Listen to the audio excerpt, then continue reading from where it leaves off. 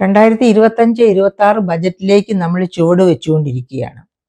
ഈ സമയത്ത് നാം ഓർമ്മിക്കേണ്ട ഒരു വളരെ പ്രധാനപ്പെട്ട കാര്യം നിങ്ങളുടെയും കൂടി ശ്രദ്ധയിൽപ്പെടുത്താനാണ് ഞാനിത് പറയുന്നത്. തീർച്ചയായിട്ടും നിർമ്മല സീതാരാമനും GST കൗൺസിൽ മെമ്പേഴ്സായിട്ടുള്ള എല്ലാ ധനമന്ത്രിമാരും അറിഞ്ഞിരിക്കേണ്ടതാണ് ഈ കാര്യങ്ങൾ. അതായത് കഴിഞ്ഞ GST കൗൺസിലിൽ സംസ്ഥാനങ്ങൾ ഒരു റിക്വസ്റ്റ് അതായത് അവരുടേതായ താല്പര്യം പ്രകടിപ്പിച്ചിരുന്നു. ഇപ്പോഴത്തെ GST ഷെയറിംഗ്, അതായത് GSTയുടെ വരുമാനം 50% കേന്ദ്രവും 50% സംസ്ഥാനങ്ങളും എന്ന രീതിയിലാണ് ഷെയറിംഗ് നടത്തുന്നത്. ആ രീതി മാറ്റി സംസ്ഥാനങ്ങൾക്ക് 60%വും കേന്ദ്രത്തിന് 40%വും എന്ന രീതിയിലാക്കണം എന്ന നിർദ്ദേശം അവർ വെച്ചിരുന്നു. പക്ഷേ അത് തീരുമാനമായിട്ടില്ല. ഇനി ഒരുപക്ഷെ വീണ്ടും അടുത്ത GST കൗൺസിലിൽ വീണ്ടും അത് ചർച്ച ചെയ്തേക്കാം.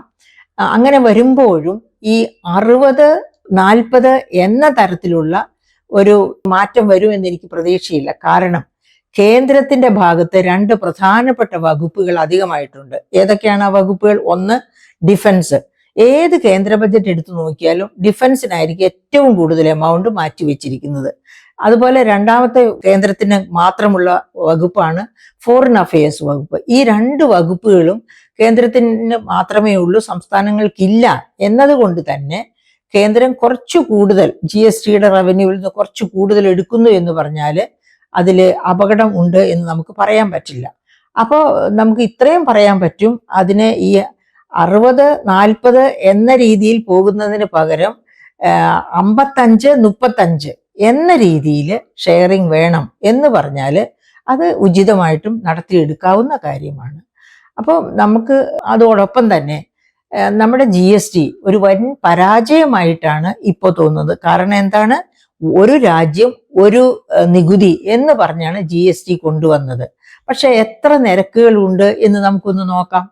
0, അതായത് നികുതി ഒട്ടും കൊടുക്കണ്ടാത്ത ഐറ്റംസ്.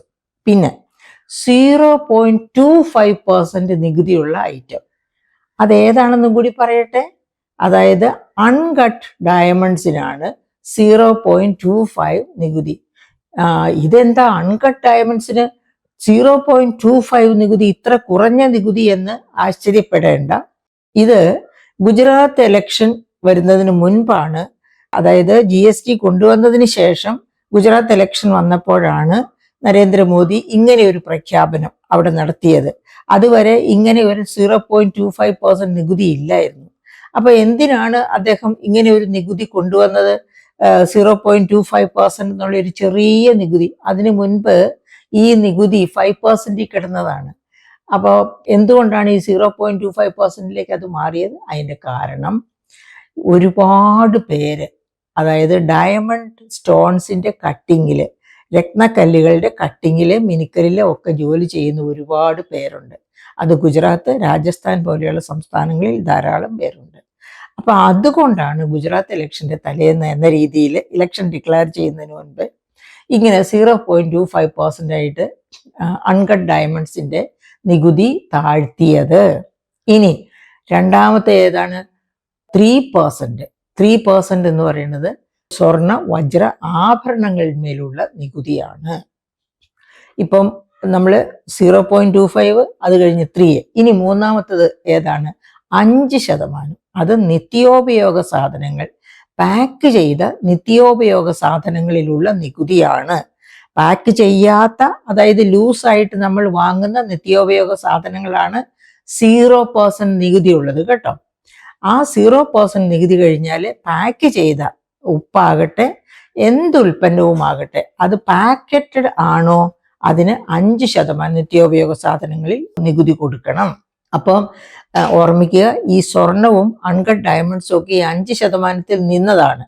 അതിൽ നിന്നാണ് 0.25%-ഉം 3%-ഉം ആയിട്ട് അത് രണ്ടും മാറിപ്പോകുന്നത്. ഓക്കെ, ശരി. ഇനി അപ്പം അത് പറഞ്ഞപ്പോൾ നിങ്ങൾക്ക് തെറ്റിദ്ധാരണ ഉണ്ടാകാതിരിക്കാൻ വേണ്ടി ഒരു കാര്യവും കൂടി ഞാൻ പറയാം. അതായത് നമ്മുടെ വിദേശത്ത് നിന്നുള്ള വരുമാനത്തിൻ്റെ മീൻസ് എക്സ്പോർട്ട് വഴി നമുക്ക് കിട്ടുന്ന വരുമാനത്തിൻ്റെ 19-20% കിട്ടുന്നത് സ്വർണ്ണ ആഭരണ, രത്ന ആഭരണ കയറ്റുമതികളിൽ നിന്നാണ്.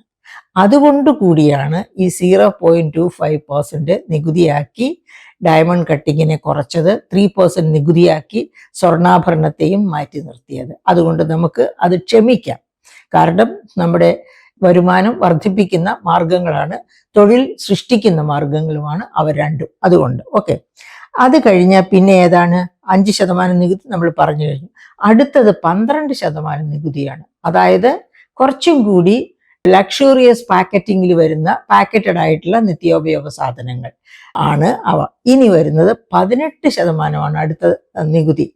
18% FMCG, ഫാസ്റ്റ് മൂവിങ് കൺസ്യൂമർ ഗുഡ്സിലാണ് ഈ 18% നികുതി വരിക.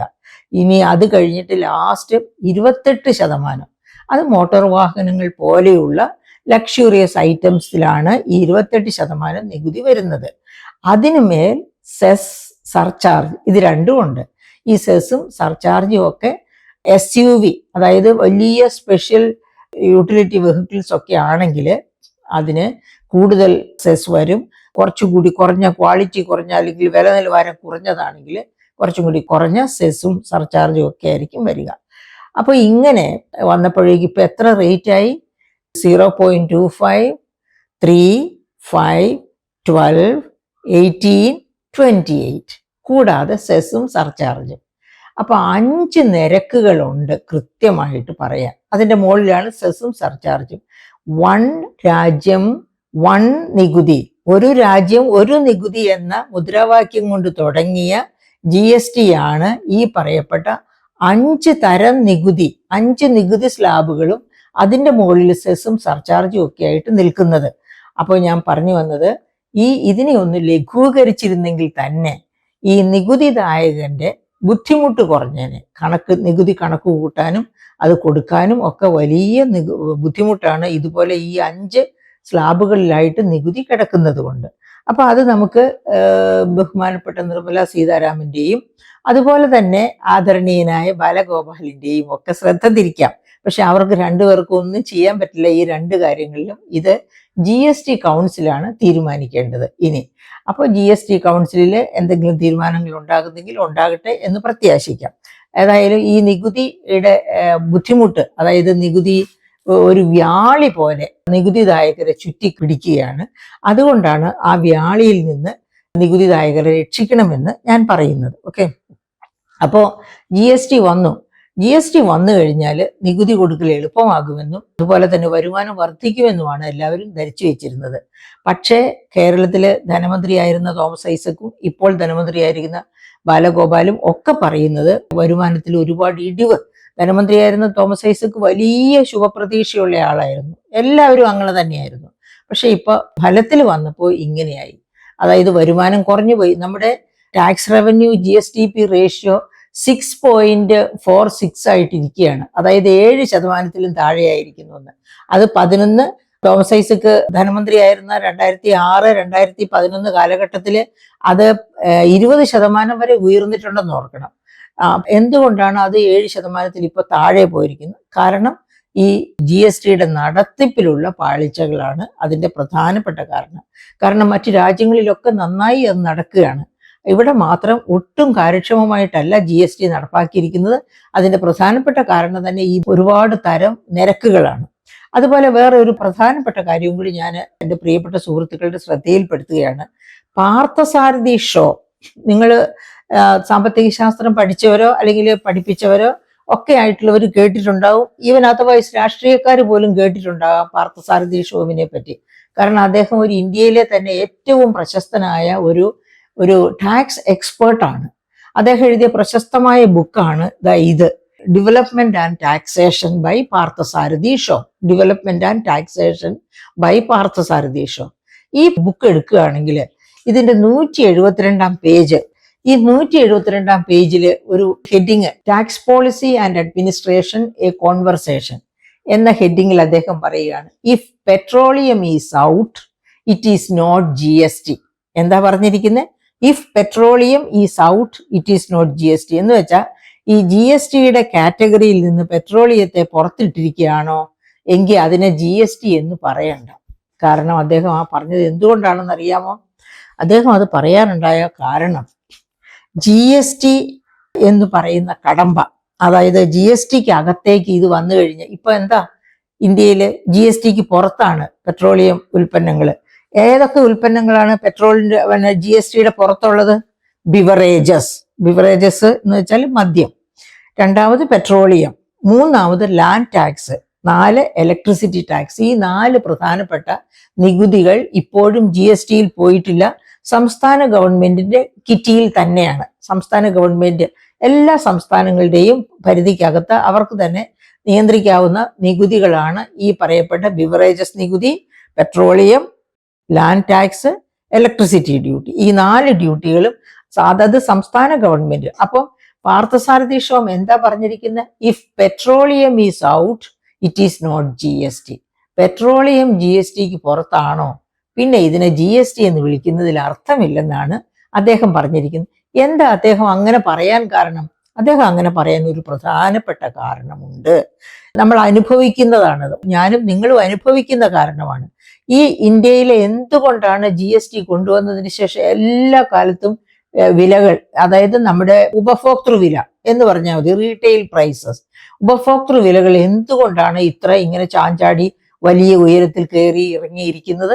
നോക്കൂ, ഇപ്പം കോവിഡ് കഴിഞ്ഞതിന് ശേഷം, അതായത് 2 വർഷമായി, പിന്നെ monetary policy committee repo rate, reserve ബാങ്കിന്റെ ബാങ്കുകൾക്ക് വായ്പ കൊടുക്കുമ്പോൾ ചാർജ് ചെയ്യുന്ന റേറ്റ് ആണ് റീപ്പോ റേറ്റ് എന്ന് പറയുന്നത്. ഈ റീപ്പോ റേറ്റ് ഇപ്പോഴും 6.5 നിൽക്കുകയാണ്. ഫെഡറൽ റിസർവ് സിസ്റ്റം അവരുടെ റേറ്റ് കുറച്ചു, പക്ഷെ ഇവിടെ കുറച്ചില്ല. എന്തുകൊണ്ടാണ് കുറയ്ക്കാത്തത്? ഇവിടുത്തെ റീറ്റെയിൽ പ്രൈസസ് ഉയർന്നു നിൽക്കുന്നു എന്ന കാരണം കൊണ്ടാണ്. അപ്പൊ റീറ്റെയിൽ പ്രൈസസ് ഉയർന്നു നിൽക്കുന്നതും പെട്രോളിയം വിലയുമായിട്ട് എന്താണ് ബന്ധം എന്നാണ് നമ്മൾ കണക്ക് നോക്കേണ്ടത്. എന്തുകൊണ്ടാണ് പാർത്ഥസാരഥി ഷോമി ഇങ്ങനെ ഒരു വാചകം എഴുതി ചേർത്തത്? പ്രിയപ്പെട്ട സുഹൃത്തുക്കളെ, കാരണം ഇപ്പൊ എന്താ സംഭവിച്ചുകൊണ്ടിരിക്കുന്നത്? പെട്രോളിയം ഉൽപ്പന്നങ്ങളിൽ കേന്ദ്രത്തിന്റെ നികുതിയുണ്ട്, കേന്ദ്ര എക്സൈസ് തീരുവയുണ്ട്. അതിനു മുകളിൽ കേന്ദ്രം ചാർത്തുന്ന സെസ്സും സർചാർജും ഉണ്ട്. അവിടെയും തീരുന്നില്ല.